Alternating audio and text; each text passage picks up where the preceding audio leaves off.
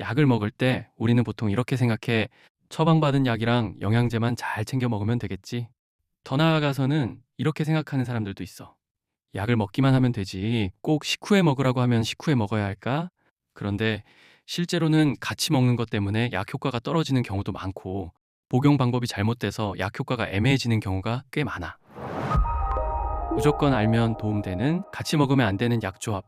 오늘은 의사나 약사들이 주로 설명하는 같이 먹으면 안 되는 약 조합이나 약과 음식의 조합, 더 나아가서는 복용 방법의 중요성까지 같이 알려줄게. 첫째, 소염 진통제를 2가지 이상 먹는 경우야. 허리도 아프고 머리도 아플 때 각각 다른 진통제를 먹는 경우가 많아. 그런데 같은 계열의 약인 소염 진통제끼리 동시에 먹는 건 절대 안전하지 않아. 이 조합은 위출혈과 위궤양 같은 부작용을 일으킬 수도 있고 신장 기능을 저하시킬 수도 있어. 물론 겹쳐 먹어도 되는 진통제 조합도 있지만 소염 진통제끼리 겹쳐 먹는 거는 통증에 대한 해결책이 절대 아니니까 꼭 의사와 상담하도록 해. 둘째, 항생제와 우유 요거트 조합이야. 일부 항생제는 유제품과 같이 먹으면 효과가 확 떨어질 수 있어. 유제품 속 칼슘이 항생제와 결합해서 몸에 흡수되지 않게 만들 수 있기 때문이야. 항생제는 균을 죽이는 약인 만큼 혈액 속 농도 유지가 중요한데, 이렇게 흡수가 덜 되면 균을 죽이는 효과가 떨어지게 되겠지? 셋째, 혈압약과 자몽 주스 조합이야.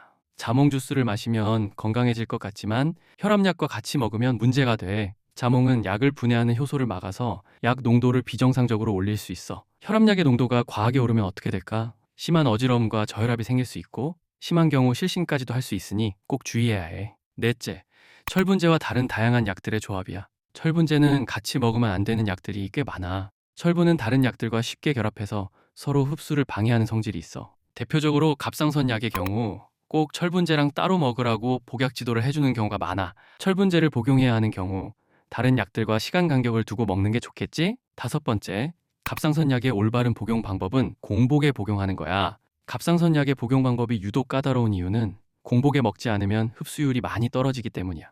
특히 음식이나 커피, 철분제 같은 약이랑 같이 복용하면 효과가 많이 떨어질 수 있어. 갑상선 약은 언제 복용하는지가 약의 절반인 셈이야.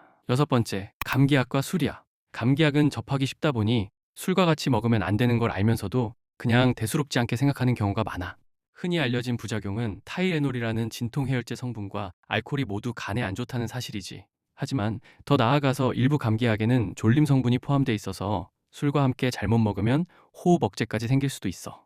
흔하게 처방받는 약인 만큼 더 주의해야겠지? 일곱 번째로 항응고제와 채소 조합이야. 피를 묽게 만드는 약을 먹는 사람들은 채소 조심하라는 말을 한 번씩 들었을 거야. 비타민 K가 많이 포함된 녹색 채소들.